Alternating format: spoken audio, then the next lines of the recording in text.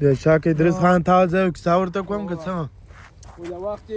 ولمانه یو وخت منه په خوابه زمانو کې ولبالا غله راغله په سپینه ورځ یو نفر وتړي په چپرکټ باندې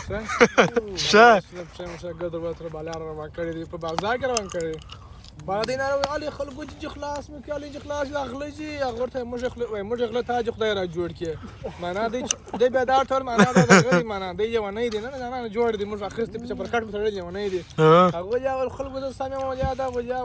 موږ غله ته خدای را جوړ کړي بالا په دغه څنګه سړی بوت بغل ته نو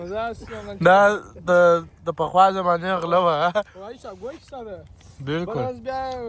یو نه دی ښه دا کندهار کې ودانو دا نشاګور کې دا نشاګور کې ساده بالا رالی ته باز دغه یو مارکیټ نه ته څه سره یو بالا دکاندارانو هغه دی جوانه برته زه سامي د حکومت اکسیزي خراب دي